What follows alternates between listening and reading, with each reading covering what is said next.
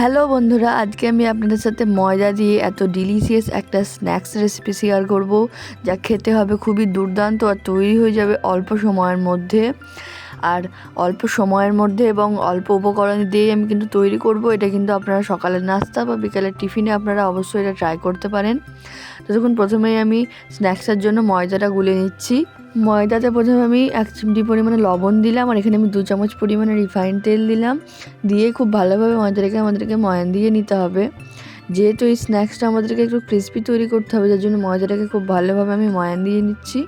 দেখুন, এবারে আস্তে আস্তে জল দিয়ে কিন্তু আমাদেরকে এটা একটা ডো বানিয়ে নিতে হবে।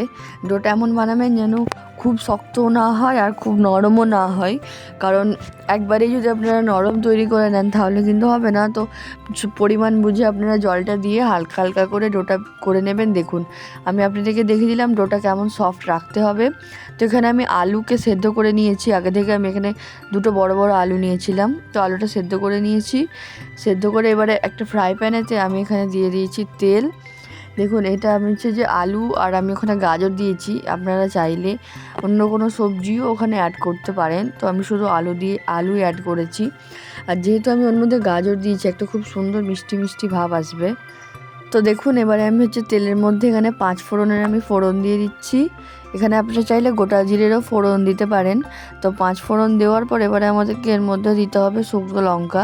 এখানে আমি 2টো বড় বড় শুকনো লঙ্কাকে হচ্ছে যে ছিঁড়ে দিয়ে দিচ্ছি। আপনারা দেখুন, ছিঁড়ে আমি দিয়ে দিলাম শুকনো লঙ্কা 2টো। এবারে আপনারা যেমন ঝাল খেতে চাইবেন, চাইলে এটাকে আরও একটু ছোটো ছোটো করে দিতে পারেন। তো আমি এখানে 2টো শুকনো লঙ্কা দিয়েছি পুরোপুরি।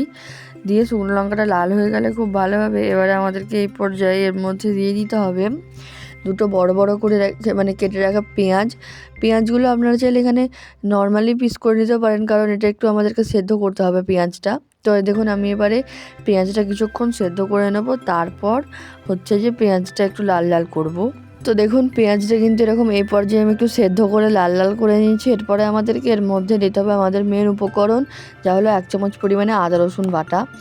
আদা রসুন বাটা দিলে এর যে গন্ধটা এত অসম্ভব পরিমাণে সুন্দর আছে, আপনারা বিশ্বাসই করতে পারবেন না। তো আদা রসুন বাটাটা দিয়ে দিলাম। এটা কিন্তু শুধু আদা বাটা নয়, আদা রসুন বাটা দিয়ে খুব ভালোভাবে এবারে আমাদেরকে একটা মশলা কষিয়ে নিতে হবে। দেখুন, এবারে আমি এই পর্যায়েতে এর মধ্যে সব মশলাগুলো দিয়ে দিচ্ছি। প্রথমে আমি এর মধ্যে 1/2 চা চামচ পরিমাণে হচ্ছে লঙ্কা গুঁড়ো দিয়ে দিলাম। তারপরে এর মধ্যে লবণ দিয়ে দিলাম 1/2 চা চামচ পরিমাণে। তারপর এর মধ্যে আমি দিয়ে দিচ্ছি যে ভাজা ধনে গুঁড়ো 1 চা চামচ পরিমাণে, এটা ভাজা ধনে গুঁড়ো আছে। তো দিয়ে এবারে আমাদেরকে মশলাটাকে কষাতে হবে। তো দেখুন, এরপর এর মধ্যে আমি ভাজা ধনে গুঁড়ো দিয়ে দিচ্ছি। এই ধনে গুঁড়োই বলি, এটা হচ্ছে জিরে গুঁড়ো। তো দিয়ে এবারে মশলাটাকে কষিয়ে নিচ্ছি। আর ফ্লেমটা কিন্তু মিডিয়ামে রাখবেন। মিডিয়ামে রেখে রেখে আমি হচ্ছে মশলাটাকে কষাবো। দেখুন, প্রথমে কিন্তু প্যানের সাথে লেগে যাবে, কিন্তু আপনারা একটু জল দিয়ে চাইলে ছাড়িয়ে নিতে পারেন। দেখুন, এই নাস্তাটা কিন্তু খুবই তাড়াতাড়ি এবং চটজলদি তৈরি হয়ে যায়। আপনারা যদি সকাল বা বিকালের জন্য কোনো ইজি নাস্তা রেসিপি চান বা টিফিন রেসিপি চান, তো এই রেসিপিটা কিন্তু অবশ্যই বানিয়ে ট্রাই করে দেখতে পারেন। তো দেখুন, এবারে আমি অল্প অল্প করে জল দিয়ে মশলাটাকে খুব ভালোভাবে আমি কষিয়ে নিচ্ছি। আর জলটা একবারে বেশি দিয়ে দেবেন না, কারণ আমাদেরকে কিন্তু এটা শুকনো শুকনো রাখতে হবে ভর্তাটা। দেখুন, এবারে আমি কষিয়ে নিচ্ছি। এটা কষাতে প্রায় আপনাদের 2 থেকে 3 মিনিট পর্যন্ত সময় লাগবে। দেখুন, এবারে আমি এর মধ্যে সেদ্ধ করে রাখা আলু এবং গাজরটা দিয়ে দিলাম। এখানে আমি গাজরটা অল্প পরিমাণে দিয়েছি, আর চৌকো চৌকো করে কেটে নিয়েছি আমি। তো দিয়ে এবারে মশলাটার সাথে খুব ভালোভাবে আমাদেরকে মিক্স করে নিতে হবে আলুগুলোকে। আর ওপর নিচে করে মিক্স করে নিয়ে আমাদেরকে এবারে এটাকে একটু পেস্ট করে নিতে হবে। যেহেতু এটা একটু গোটা গোটা আছে আলুটা, তো একটু হালকা করে ভর্তার মতো করে নিতে হবে। আপনারা চাইলে এরকম গোটা গোটাও রাখতে পারেন। তো দেখুন, আমি এবারে ওপর নিচে করে খুব ভালোভাবে মাখিয়ে নিচ্ছি আলুগুলোর সাথে মশলাটাকে। তো দেখুন, এবারে কিন্তু আমি ময়দাটার ডোটা কেটে নিয়েছি। আপনারা দেখে নিন ডোটা এরকম, আপনারা যেমন সাইজে রাখবেন, চাইলে আরেকটু ছোটো ছোটোও করতে পারেন ডোটাকে। দেখুন, ডোটা হয়ে গেল এরকম। এবারে আমাদেরকে হচ্ছে মেনের শেপটা দিতে হবে। তো আমি হচ্ছে যেখানে প্রথমে পুরটার ওপরে কাসুরি মেথি পাতা দিয়ে দিলাম। দিলে কিন্তু এর সেন্টটা অসম্ভব সুন্দর আসে। আপনারা চেষ্টা করবেন মেথি পাতাটা দেওয়ার, আপনাদের কাছে যদি থাকে মেথি পাতা। তো মেথি পাতা ছড়িয়ে এটা নামিয়ে নিতে হবে। তো এবারে আপনাদেরকে প্রথমে একটা দেখিয়ে দিই। তো ময়দাটাকে প্রথমে আপনারা বেলবেন লুচির মতো বা একটু বড় করবেন, করে তার মধ্যে এবারে দেখুন আলুর পুরটা দিয়ে এরকম দুদিক থেকে যেমন মোগলাইয়ের মতো আপনারা ভাঁজ করেন, তো সেরকম ভাঁজটা করে নেবেন। দেখুন, আমি দেখিয়ে দিচ্ছি এখানে আপনারা কী করে ভাঁজটা করবেন। আর এখানে কিন্তু আপনাদেরকে ধারগুলো খুব ভালোভাবে মুড়তে হবে, না হলে কিন্তু দেখবেন যে হয়তো থেকে যাচ্ছে, মানে যখনই আপনারা তেলে দেবেন তখন দেখবেন এটা হচ্ছে ছেড়ে যাবে মুখটা। দেখুন এবারে আমি হচ্ছে যে দেখিয়ে দিলাম আপনাদেরকে একটা এটা, এরপরে আমি আপনাদেরকে পুরো ভালোভাবে পিওর শেপ দেওয়াটা দেখিয়ে দিচ্ছি। দেখুন প্রথমে ময়দার বড় একটা লুচি আপনারা বেলে নেবেন একইভাবে, আর এখানে কিন্তু তেলের ব্যবহার করবেন না, ময়দা দিয়ে ব্যবহার করবেন বেলার। দেখুন এবারে আমি এটাকে একটু বড় করে বেলে নিচ্ছি, খুব বেশি পাতলা করবেন না আর খুব বেশি মোটাও রাখবেন না, কনসিস্টেন্সিটা কেমন হবে দেখে নিন। এরপরে হচ্ছে যে এর মধ্যে আমাদেরকে দিতে হবে আলুর যে পুরটা, সেটা এর মধ্যে আমাদেরকে ভরতে হবে। দেখুন এই পর্যায়ে এবারে আমাদের এখানে আমি প্রত্যেকটাতে 2 চা চামচ পরিমাণে আলুর পুর দিয়েছি। দেখুন এবারে দিয়ে দিলাম পুরটা, দিয়ে এবারে পুরটা কিন্তু আপনারা ছড়াবেন না, একটু ছোট জায়গার মধ্যে রাখবেন, যেহেতু আমাদেরকে মুড়তে হবে। যেটা যদি ছড়িয়ে দেন আপনারা তাহলে কিন্তু দেখবেন মুড়তে পারবেন না একদমই। তো দেখুন এবারে আমি এর মধ্যে জল দিয়ে দিচ্ছি চারিদিকটাতে, যাতে খুব ভালোভাবে আটকে যায়, কোনোভাবেই পুরটা বেরিয়ে আসার না সম্ভাবনা থাকে। দেখুন জলটা দিয়ে দিলাম এবারে হচ্ছে যে এর মধ্যে আমি মুড়ে দিচ্ছি পুরটার সাথে, আর চেষ্টা করবেন যেন পুরটা একটু বেশিভাবে কভার করে দেওয়ার। দেখুন পুর দিয়ে আমি মুড়ে দিচ্ছি জল দিয়ে, আর জল দিয়ে যদি আপনারা মোড়েন তাহলে দেখবেন কোনোভাবেই পুরটা বেরিয়ে আসার কোনো সম্ভাবনা থাকবে না।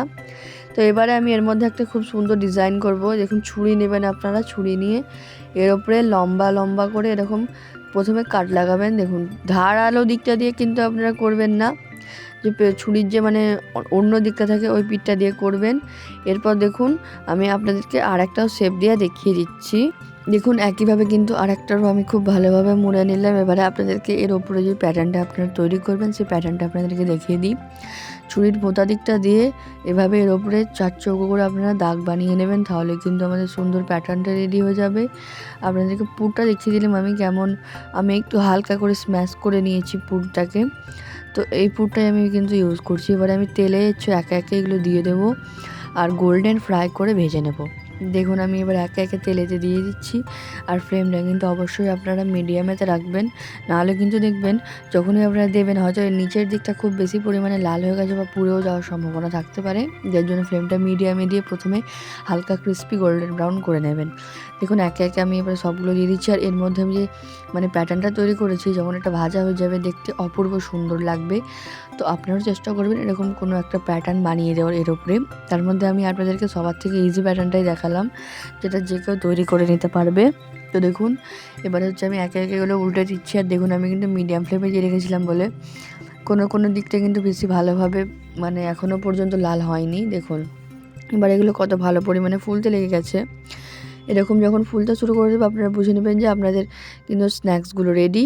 এবারে কিন্তু আপনাদের স্ন্যাক্স রেডি। আমি এখানে কেচাপের সাথে পরিবেশন করে নিচ্ছি স্ন্যাক্সগুলোকে। আপনাদেরকে ভেতরটা একটু ভেঙে দেখাচ্ছি আমি কেমন ক্রিস্পি লাগছে দেখতে। তো দেখুন আর এই ওপরে যে চৌকো চৌকো প্যাটার্নগুলো এইগুলোই কত সুন্দরভাবে বোঝা যাচ্ছে। তো আপনাদেরকে একটা আমি ভেঙে দেখাচ্ছি ভেতরটা। দেখুন এটা ভেঙে চলে আসছে, হাতে দেওয়ার সাথে সাথে এটা ভেঙে যাচ্ছে যেহেতু প্যাটার্নগুলোর জন্য। আর ভেতরে আলুর পুরটা কতটা পরিমাণে জুসি লাগছে শুধু দেখুন। আপনারা হয়তো দেখেই বুঝতে পারছেন স্ন্যাক্সটা কতটা জুসি হয়েছে। আমি আপনাদেরকে কাছ থেকে ক্লোজ আপ শটসটা দেখিয়ে দিই। এর চারিদিকে যে প্যাটার্নটা আমি তৈরি করেছি কতটা সুন্দর লাগছে প্যাটার্নটা দেখতে।